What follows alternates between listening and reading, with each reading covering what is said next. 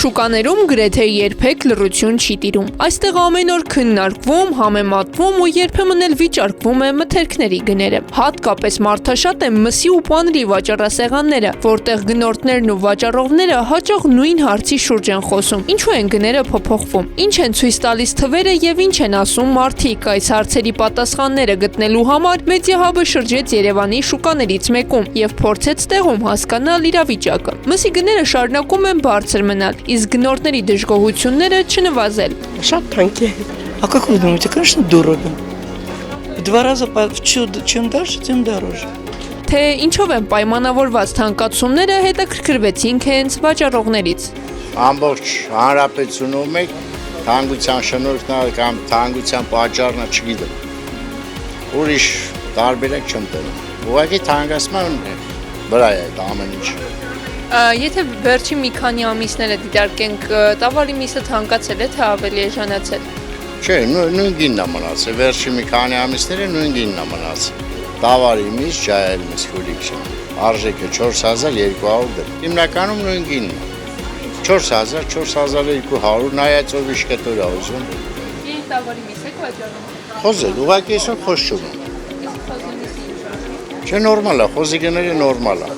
Մարդիկ առնում են, 2.5-ից 3.5, հա, տենց ասեմ։ Դա չկա հիմա առողջ չկա հիմա։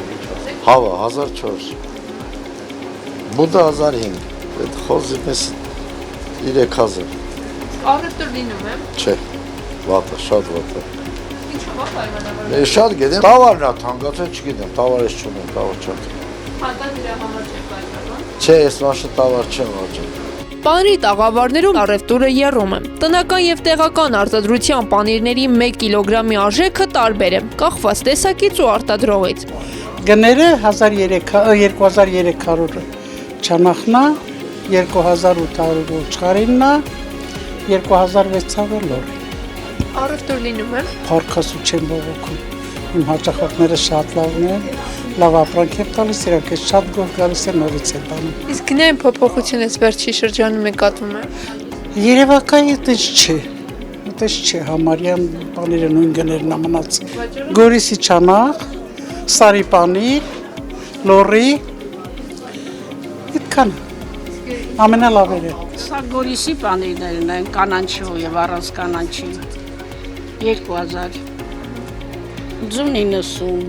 թելը 2000, հորած լեննականին 2000,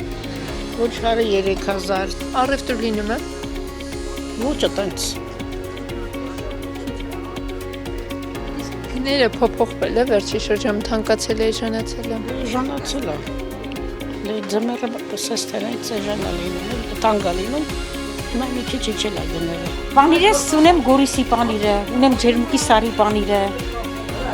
ունեմ Լեննականի կանանչած պանիրը, սրանք են։